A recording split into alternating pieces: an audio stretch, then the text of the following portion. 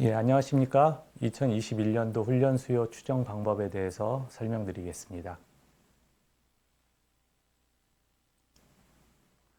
목차는 크게 4개로 구성되어 있습니다.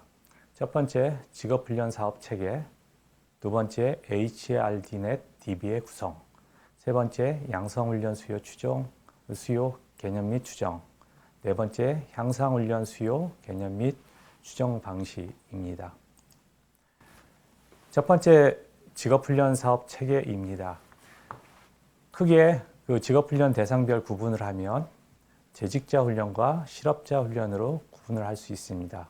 재직자 훈련은 잘 알다시피 근로자의 직무 능력 향상을 위하여 사업주가 근로자에게 훈련을 실시하거나 아니면 근로자 스스로 훈련을 받는 경우입니다. 이 모든 훈련은 정부가 비용을 지원하게 됩니다. 두 번째는 실업자 대상으로 이 역시도 취업 능력 또는 기초 직무 능력 습득을 위해서 정부가 비용을 지원해서 그 실업자 훈련을 위탁하거나 실업자 스스로 훈련을 받는 경우입니다. 그 크게 직업 훈련은 재직자 훈련과 실업자 훈련으로 나눠지고 있고요. 특히 그 재직자 훈련 같은 경우에는 기업 지원과 근로자 지원으로 나누게 됩니다. 뒤에서 보실 그 향상 훈련 관련해서 크게 이제 이 재직자 훈련이 4가지가 들어가게 되는데요. 거기 이제 사업주 직업 훈련 지원, 국가 인적자원 개발 컨소시엄, 지산맛 훈련, 그리고 그 재직자 대상으로 하는 내일 배움 카드제가 여기에 포함되고 있고요. 실업자 훈련은 크게 구직자를 대상으로 하고 있는 내일 배움 카드제와 국기 직종 훈련이 여기에 해당되게 됩니다. 주로 이제 뒤에서 재직자 훈련은 향상 훈련 수요 추정에 관련된 항목이고요. 그리고 그 실업자 훈련은 양성 훈련과 관련이 되어 있습니다. 그 다음 슬라이드를 보시면요. 그 2016년도 대비 2020년에 직업훈련 사업 체계가 어떻게 변화해 왔는지에 대해서 그림으로 설명드리고 있습니다. 크게 재직자 훈련은 7개의 훈련이 4개로 통폐합되면서 아까 말씀드렸던 그 기업 지원 계열과 그 근로자 지원 계열로 나누고 있고요. 실업자 훈련은 똑같이 2가지의 어떤 훈련 체계가 용어만 바뀌면서 이렇게 체계가 변화되었습니다. 두 번째로 HRDnet DB의 구성입니다. 양성훈련 수요와 향상훈련 수요 그리고 훈련 공급 분석을 위해서 HRDnet DB를 활용하게 되는데요. 여기서 HRDNet은 주로 직업훈련 정보를 제공하고 직업훈련 행정을 지원하기 위해서 고용노동부 산하 한국고용정보원이 운영하고 있는 전산망입니다. 이미 각 지역 인자의 담당자들께 이 HRDnet DB를 저희가 제공해 드렸는데요. 제공해 드린 어떤 현황에 대해서 위주로 말씀드리면 크게 DB가 4가지로 구성되어 있습니다. 첫 번째로 훈련 과정, 두 번째, 세 번째는 아까 말씀드렸던 재직자 훈련에 관련된 기업 지원 계열, 그리고 근로자 계열이 여기에 해당되어 있고요. 네 번째는 실업자 훈련과 관련된 훈련생별 DB가 이렇게 구성되어 있습니다. 여기 참고사항으로 되어 있는 것들을 보시면요.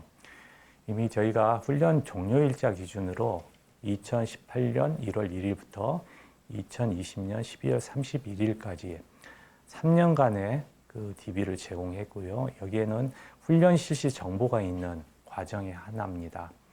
그래서 보시면 훈련 과정은 약 71만 8천 건이 들어가 있고요. 그리고 훈련생, 기업 지원 계열 경우에는 양이 많습니다. 한 1,100만여 건의 훈련 받은 사람들의 정보가 들어가 있고요. 근로자 계열은 약 120만 건이 들어가 있습니다. 그리고 훈련생, 그 실업자 계열이죠. 여기에는 구직자 내일 배움 과제와 국기 직종 훈련이 포함되어 있는데 약 91만 1000여 건이 DB가 구성되어 있습니다.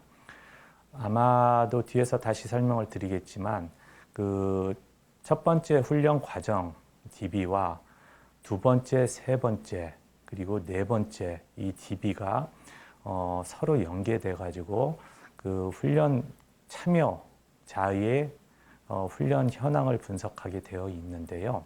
여기서 보면 첫 번째와 두 번째, 세 번째를 머지를 할 수 있고 첫 번째 훈련 과정과 그 네 번째 그 훈련생 그 실업자 계열의 훈련 과정을 머지해서 활용을 하게 되어 있습니다. 여기 머지를 할 수 있는 키 베어리어블로 훈련 과정 DB와 훈련 과정 회차 이 그 키 베어리어블을 통해 가지고 각 자료를 연계해서 활용을 하실 수 있습니다. 구체적인 표를 보시면요. 아까 말씀드렸던 첫 번째 훈련 과정 DB의 경우는 각 코드북을 보시면 총 30개의 항목으로 구성되어 있고요. 아까 말씀드렸듯이 13번과 14번에 해당되는 훈련생별 자료와 연결할 수 있는 훈련 과정 ID 코드와 훈련 과정 회차 자료가 있고요. 그 순서를 바꿔서 네 번째 실업자 계열 DB는 총 36개의 항목으로 구성되어 있고요. 여기 노란색으로 칠해 있는 각 두 가지 훈련 과정 아이디하고 훈련 과정 회차를 통해 가지고 데이터를 연결해서 그 실업자 그 각각의 개인이 어떤 훈련 과정을 받았는지를 분석할 수 있게 됩니다. 그리고 기업 지원 계열과 근로자 계열 DB는 각 그 코드북을 보시면 각 이렇게 구성되어 있고요. 여기에도 역시 그 노란색으로 칠해 있는 그 두 가지의 키 베리어블과 그리고 앞에서 훈련 과정 DB 간의 연결을 통해서 분석을 할 수 있습니다. 각각 여기에서 보시면 주로 키 베리어블을 보시면요. 훈련을 받은 지역, 그리고 훈련생의 어떤 거주 지역, 그리고 어떤 훈련을 배웠는지, 언제 훈련을 수료했는지 등에 대한 어떤 정보가 쭉 나오게 되어 있고요. 그걸 통해 가지고 각각의 훈련 현황이라든가 훈련 성과들을 분석할 수 있도록 DB가 구성되어 있습니다. 세 번째로 양성훈련 수요 개념 및 추정에 대해서 말씀드리겠습니다. 주로 양성훈련이라는 것은 앞에서 말씀하셨던 실업자 훈련에 관련한 항목입니다. 여기에서 양성훈련 수요는 저희가 이렇게 조작적 정의로 내리고 있는데요. 사업체가 필요로 하는 신규 인원, 즉 채용 계획 인원이죠. 고용부 주관의 실업자 훈련을 경험할 것으로 추정되는 인원으로 저희가 양성훈련 수요를 조작적으로 정의하고 있습니다. 여기에서 실업자 훈련은 아까 말씀드렸듯이 구직자 대상 내일 배움 카드제가 들어가 있고요. 그리고 국가기관 전략산업 직종훈련이 여기에 포함되어 있습니다. 뒤에서 자세히 말씀드리겠지만 양성훈련 수요를 구하는 산식을 간략하게 먼저 말씀드리면요. 전체 취업자 중 실업자 훈련 경험이 있을 확률에 향후에 채용 계획 인원이 어느 정도 되는지를 그 조사를 통해서 파악을 하면 거기에 각각 그 확률을 곱하게 되면 양성훈련 수요가 나오고 있습니다. 예를 들어 그 취업자 중 실업자 훈련 경험이 있을 확률이 50%라고 하고 채용 계획 인원이 전체 한 총 100명이라고 하면 0.5 곱하기 100해서 약 50명의 양성훈련 수요가 나오는 거죠. 결국은 100명의 채용 계획 인원을 그 전체 인력 수요라고 하면 그 중에 절반이 훈련 수요라고 양성훈련 수요라고 볼 수 있습니다. 녹색으로 칠해져 있는 그 채용 계획 인원은 그 뒤에서 자세히 말씀드리겠지만 지난 3년간 채용 인원과 채용 계획 인원간 차이를 보정한 이유입니다. 이거는 일반적으로 채용 인원과 조사상에서 채용 계획 인원 간 그 숫자의 괴리가 꽤 차이가 납니다. 그래서 어떤 그 인력 수요를 그 기준으로 하느냐에 따른 어떤 보정치라고 보실 수 있고요. 그래서 이런 양성 훈련 수요를 분석하기 위해서 이용 자료는 아까 그 각 지역 인자위에서 수행하고 있는 지역 훈련 수요 조사, 여기에서 채용 인원과 채용 계획 인원의 항목들이 여기 양성 훈련 수요에 활용을 하게 되고요. 아까 말씀드렸던 HRDnet DB에서 그 훈련 참여자 중 취업 인원 약 아까 실업자 계열은 총 한 91만 1000건이 되어 있었는데요. 그 중에서 36만 5천 건이 연인원입니다. 연인원 개념으로 취업하게 되어 있어서 이 36만 5천 명에 대해서 분석을 하면 취업 인원이 나오게 됩니다. 여기는 역시 HRDnet DB와 피보험자 DB를 연계해 가지고 취업자를 뽑아내고 있습니다. 그리고 직업 분류는 고용 직업 분류를 활용하게 되어 있는데요. 여기에는 이제 소분류를 기준으로 하게 됩니다. 약 136개가 있고요. 이걸 가지고 훈련 직종과 취업 직종의 매트릭스를 뽑게 됩니다. 그래서 보시면 2018년도 36만 5천 명 그 연인원이 각 연도별로 그리고 그 실업자 그 훈련 형태별로 이렇게 옆에 그 표로 제시해 드렸으니까 그것에 대해서는 참조하시기 바랍니다. 보다 구체적으로 어떻게 양성 훈련 수요를 추정할 것인가 그 절차와 방법에 대해서 설명을 드리도록 하겠습니다. 크게 총 2단계로 나눠져 있는데요. 먼저 1단계는 취업자 중 실업자 훈련 경험이 있을 확률을 추정합니다. 여기에는 먼저 취업자는 인력 수요가 되겠고 실업자 훈련 경험이 있을 확률은 훈련 수요 개념이 되겠습니다. 그래서 여기에서는 각각의 그 훈련 취업 매트릭스와 그 채용 인원 매트릭스를 각각 곱하게 되는데요. 여기에서는 각각 아까 말씀드렸던 136개 직종별로 추정을 하게 됩니다. 그 아래 표를 보시면요. 아까 저희가 HRDnet DB와 그리고 그 36만 5천 건에 대해서 이 정보를 다 드렸었는데요. 거기에 보시면 첫 번째 국기훈련하고 그 내일 배움 카드제 훈련의 3년 평균 취업자 수를 각각 계산해서 집어넣게 되어 있고요. 이것을 각각 행렬 전환을 실시한 다음에 거기에다가 채용 인원을 곱하게 되면 각각의 직종별로 취업자 중 실업자 훈련 경험이 있을 확률이 나오게 됩니다. 구체적으로 보시면 그 중간에 그 빨간 박스로 되어 있는 것들의 첫 번째 엑셀에서 레이아웃과 데이터, 테이블을 통해서 자료를 만들게 되어 있는데요. 우측에 간단하게 그 3x3의 매트릭스를 보여드렸습니다. 거의 연도와 지역, 훈련 종료를 계속 바꿔가면서 그 수치를 넣게 되면 그 3년간의 그 평균 취업자 수를 구할 수 있습니다. 그걸 가지고 두 번째 양성훈련 수요 추정 템플릿이라고 하는 거기에다가 수치를 넣게 되면 자동적으로 비중까지 계산되는 그런 형식으로 나오고 있습니다. 그래서 추정 예시를 간단하게 보시면요. 아까 훈련 그 취업 직종 매트릭스가 나온다고 했죠. 5x5를 간단하게 하기 위해서 보여드리면 그 훈련 취업 매트릭스에 대한 구성이 이렇게 되어 있습니다. 그리고 우측에 채용 인원. 이 훈련 취업 직종은 아까 그 HRDnet DB와 피보험자 DB를 통해서 구한 것이고요. 채용 인원은 그 실업자 그 지역 훈련 수요 조사를 통해 가지고 구한 것입니다. 그래서 그 훈련 취업 직종 매트릭스의 합산과 이 채용 인원 합산은 다르다라는 것을 아셔야 될 것 같고요. 그래서 우측을 보시면 그 채용 인원을 100을 기준으로 해가지고 각각이 이렇게 비중이 나오고 있는데 저희가 이제 훈련 수요 템플릿을 드리면서 참고로 보시면 거기에다 100을 곱했습니다.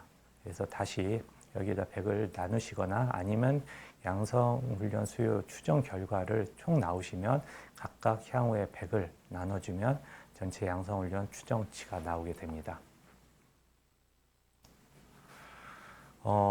다음 페이지 보시면요. 작년까지는 그 양성훈련 수요 추정에 있어서 그 앞 페이지에 보셨던 이 훈련 취업 매트릭스 비중에 대해서는 작년까지는 베이지안 추론 방식을 활용하게 되어 있는데요.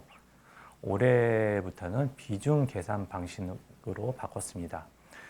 간단하게 작년에 베이지안 추론 방식이 어떤 것이냐, 그리고 비중 계산 방식과 어떻게 다른 것인가를 간단하게 설명드리겠습니다. 그 베이지안 추론 방식은 사전 확률과 관측 정보를 모두 구한다라는 것에 대해서 비중 계산 방식과 다릅니다. 그래서 베이지안 추론 방식은 사전 확률을 더 여기에다가 더해졌다라는 것들을 보시면 될 것 같고요.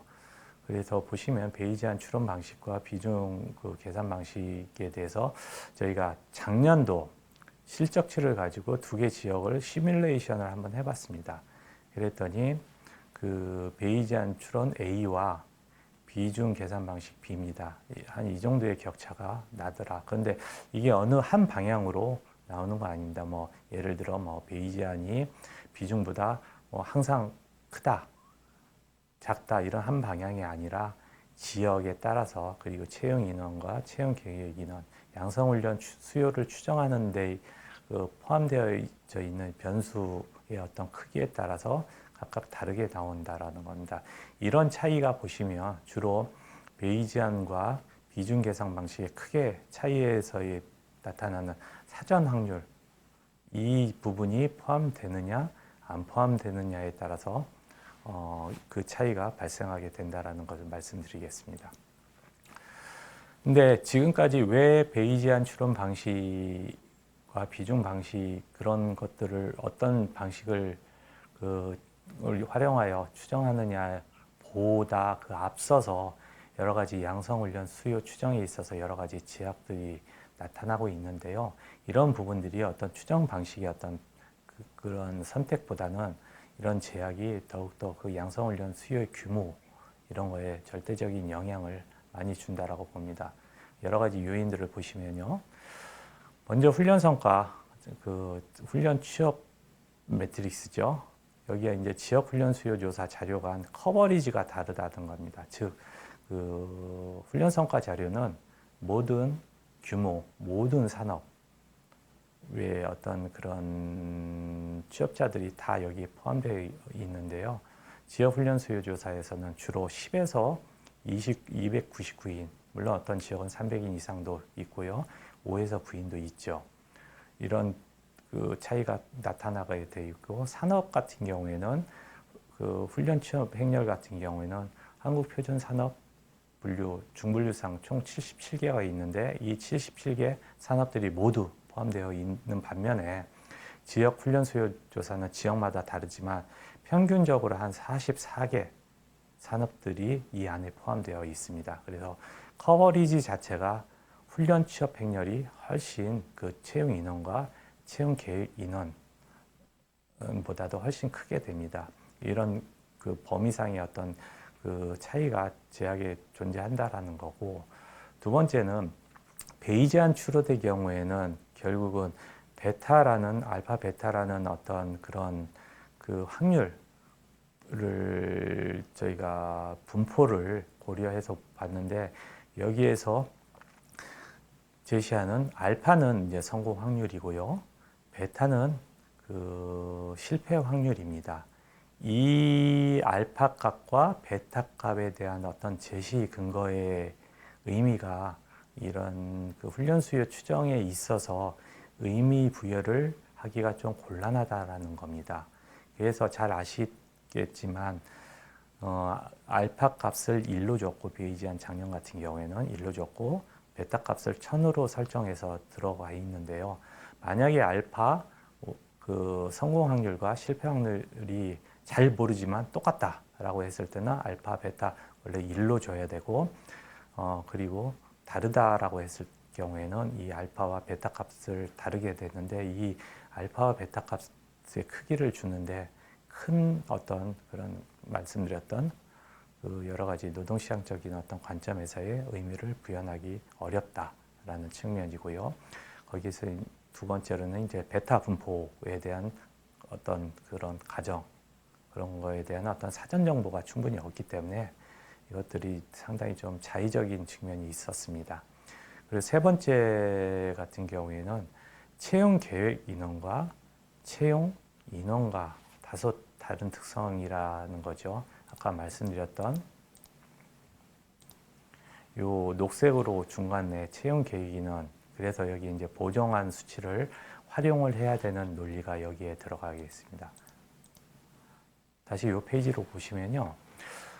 그 채용 인원과 채용 계획 인원이 얼만큼 차이가 나느냐를 저희가 노동부에서 직종별 사업체 노동력 조사와 지역 훈련 수요 조사의 일부 한 지역을 샘플로 해서 한번 저희가 봤습니다. 그랬더니 직종별 사업체 노동력 조사는 1년에 2번 조사를 하게 되는데요. 먼저 2019년도 상반기 조사를 보면 전체 전국적으로 채용 인원이 한 74만 8천 명 됐는데 그 채용 인원이 25만 1천 명, 괴리가 꽤 크게 됩니다.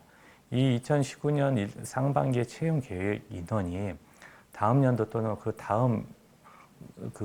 다음 반기에 채용하고 연결되어야 되는데 훨씬 많아지게 되는 거죠. 그래서 배수로 보시면 평균적으로 전국적으로 한 2,400가 채용 계획 인원보다도 채용 인원이 많게 됩니다. 그리고 지역 훈련 수요 조사 같은 경우에는 그 정도 크기는 아니지만 그 1년 과거 조사에서 그 해년도에 채용 계획 예정을 한 45만 7천 명을 하기로 되어 있었는데 여기 이제는 실질적으로 전국적으로 73만 9천 명 정도를 채용하게 되는, 그래서 약 한 1,600 그 예정 대비 더 하게 됩니다. 그래서 이런 양성훈련 수요를 추정하는 데 있어서 나중에 변수 들어가는 그 채용 예정 인력을 그냥 순수한 숫자로 집어넣게 되면 양성훈련 수요가 과소 추정이 될 가능성이 되게 농후하게 됩니다. 이런 양성훈련 수요의 어떤 제약이 있기 때문에 어떤 추정 방식을 활용하는지 그런 거를 떠나서 더욱더 어떤 편차가 발생하게 되는 거죠. 두 번째는 양성훈련 수요 추정 방식에 대해서 설명드리겠습니다. 1단계에서 각각 그 훈련 직종과 취업 직종을 매트릭스를 구하게 되면요. 그 훈련 거기에다가 여기에서는 저희는 이제 채용 계획 인원의 앞에 보정이라는 말을 일단은 넣겠습니다. 보정 채용 계획 인원을 곱해서가 직종별로 곱하게 되면 당연히 이제 자연스럽게 양성 훈련 수요 규모가 나오게 되어 있는데요. 그 박스가 있습니다. 그래서 첫 번째 취업자 중 실업자 훈련 경험이 있을 확률 비중 계산을 통해 가지고 확률을 구하면 거기에다가 보정 취업 계획 인원을 곱하게 되면 여기서 물론 행렬 곱하기 행렬이 됩니다. 그래서 이제 이것을 전문적으로 학술적으로 이제 크로네커 프로덕트라고 하는데 이걸 곱하게 되면 양성훈련 수요 추정이 각각의 직종별로 나오게 됩니다. 그래서 세 번째 양성훈련 수요가 이렇게 우측에는 그 보정 채용 계획 인원을 하고 거기에 매트릭스를 곱하게 되면 아래 녹색으로 되어 있는 양성훈련 수요 추정 규모가 각각 나오게 되어 있는데요.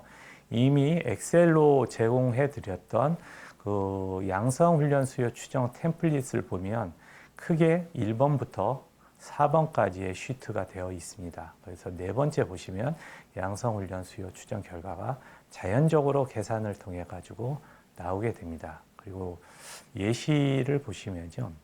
아까 훈련 직종 혹시 헷갈리실 수 있어서 여기서 말씀드리겠는데 저희가 그 비중 계산을 하면서 여기에다 100을 곱했습니다. 비중으로. 그것을 다시 100을 나눠주시든지 아니면 다 양성훈련 수요 추정 나오시면 규모가 나오면 거기에다 다시 100을 곱하게 되면 나누게 되면 양성훈련 수요 규모가 나오게 됩니다. 그래서 그 추정 예시를 보시면 각각의 이 양성훈련 수요가 나오게 되어 있는데요. 훈련 직종 111 경우에는 양성훈련 수요가 74명이 나와 있는데 이 부분에 대한 계산식이 우측에 나와 있으니까 참조를 하시면 되고요. 그리고 115에 해당되는 52명이 어떻게 나왔는지에 대해서는 계산식으로 이렇게 제시를 해 놓았으니까 그것을 보시게 되면 됩니다.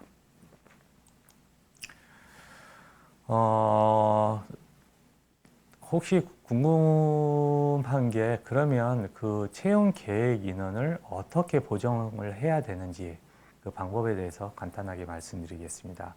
여기서 아까 먼저 말씀드렸듯이 그 채용 계획 인원과 채용 인원 간의 어떤 괴리가 크게 나타나죠. 그것을 올해 조사한 채용 계획 인원의 그 보정 개수를 구해서 곱하게 되면 보정 채용 계획 인원이 나오는데요. 예를 들어 111이라는 직종의 채용 계획 인원이 100명이 조사를 통해서 나왔다라고 가정을 하시면 그 보정 개수를 2.5가 나오게 되면 거기다 곱하게 되면 250명이 보정 채용 계획 인원이 나오게 되고 두 번째로는 50명에다가 보정 개수가 2가 나왔다면 곱하면 100이 나오는 이런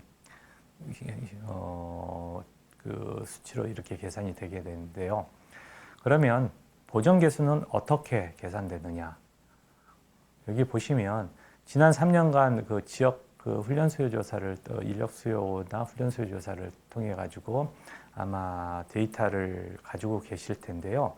지난 3년간 조사에서 보시면 전년도 조사의 채용 계획 인원 그리고 차년도 조사의 채용 인원을 3년간 각각을 더한 다음에 나눠줘서 그것을 평균을 구하면 보정 개수가 나옵니다. 그 산식을 자세히 보시면요. 3년 전에 채용 계획 인원과 2년 전에 채용 계획 인원, 3년 전에 채용 인원과 2년 전 채용 인원, 1년 전 채용 인원을 다 더해서 그걸 분자로 넣고 이제 한 년 더 전이죠. 4년 전 채용 계획 인원과 3년 전 채용 계획 인원, 2년 전 채용 계획 인원을 다 더해서 분모로 넣고 각각 나누게 되면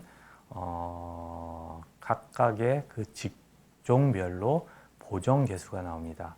여기서 주의하셔야 될 것은 그 각각의 채용 계획 인원과 각 연도의 채용 계획 인원을 나눠서 비중을 구한 다음에 그 비중을 평균하는 것이 아닙니다. 여기는 각각의 채용 인원들을 더하고 채용 계획 인원을 다 더한 다음에 평균을 내는 것이 주의하셔야 될 것 같고요. 그리고 보정 개수는 전체 구하는 게 아니라 각 직종별 136개 소분류별로 각각 도출하게 됩니다. 그 녹색으로 예시를 제시하고 있는데요. 만약에 채용 인원이 3년간, 2년간, 1년 전 각각 100, 250, 150명이다. 이를 다 더하게 되고 채용 계획 인원을 그 4년 전, 3년 전, 2년 전 더하게 되면 250분의 500이 나오는 거죠. 그러면 약 보정 개수가 2.5가 나오게 됩니다. 말씀드리면 각 연도별로 지역 훈련 수요 조사를 하셨을 텐데요. 그 자료를 활용하게 됩니다. 네, 만약에 여기 특이사항이 발생할 수 있습니다. 3년간 이렇게 보시면 채용 계획 인원이 전혀 없었는데 채용 인원은 발생하게 되는 거죠. 그렇게 되면 보정 개수를 구하면 무한대로 나와서 수치가 안 나오게 되는데요. 이때는 어떻게 처리하느냐? 그러면 그냥 3년간 평균 채용 인원 수치를 그냥 활용하시면 됩니다. 두 번째 이제 반대되는 경우죠. 채용 계획 인원은 있었으나 채용 인원은 전혀 없는 경우에 이제는 직종이 발생하게 됩니다. 그러면 보정 개수가 0으로 나와 있어서 이것을 나중에 훈련 수요 추정할 때 곱하게 되면 다 0으로 되어 있는데요. 이때는 채용 계획 인원 수치를 그대로 이용하게 하시면 됩니다.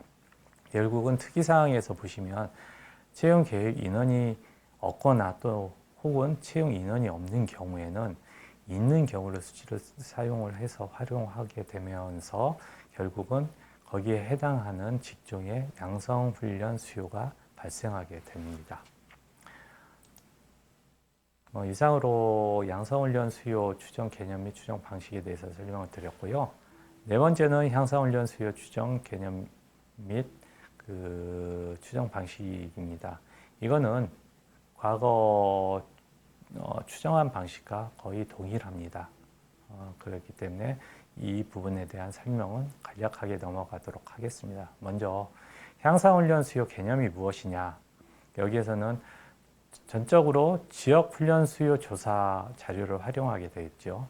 그래서 사업체의 재직 인력 대상, 훈련 필요성이 높은 직업에 대해서 그 필요한 훈련 수요를 향상훈련 수요라고 보고요. 여기에서는 이제 직업별로 NCS 세 분류별로 또 직업별, 직업 기초 능력별 훈련 필요 그 인원 비중을 산출해 가지고 거기에다가 이제 직업별 현원 모집단 추정을 하게 되죠. 거기 결과에 각각 NCS 세 분류별, 직업 기초 능력별 훈련 필요 인원 비중을 적용해서 그 추정하게 되면 됩니다. 아마 조사상에서 보시면 만약에 그 밑에 그 표에 있는 우측에 직업 기초 능력이라든가 훈련 필요 인원이 만약에 숫자로 나오게 되면 이것을 비중을 다 환산하셔서 그 계산하시면 나는 거 다 아시겠고요. 그래서 여기 이용 자료는 아까 말씀드렸듯이 지역 훈련 수요 조사 자료고요. 그 설문지에 보시면 그 5-8 그 현업 및 기술 부서 훈련 수요 여기에 해당되는 자료를 가지고 활용을 하시게 되면 됩니다.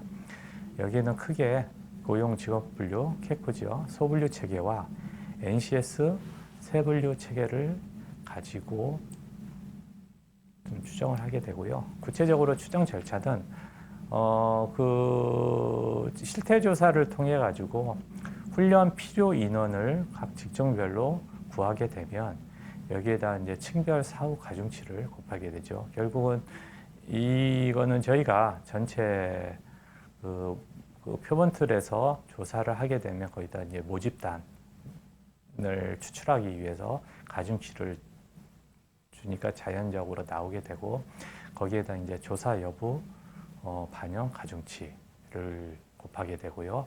마지막으로 그 업체 전체 그 종사자 수 대비 그 현업 부서 종사자 수 5개 부서만 조사하지 않습니까? 거기서 종사자 비율을 곱하게 되는데요. 그게 그 빨간색으로 칠해 있는 1단계를 보시면 그것에 대해서 자세하게 다시 설명해 드렸습니다. 그래서 이 향상훈련 수요는 다시 말씀드리지만 그 과거 그 추정하고 똑같이 하시게 되면 됩니다. 이상으로 2021년도 훈련 수요 추정 방법에 대한 설명을 마치도록 하겠습니다. 지금까지 경청해 주셔서 감사합니다.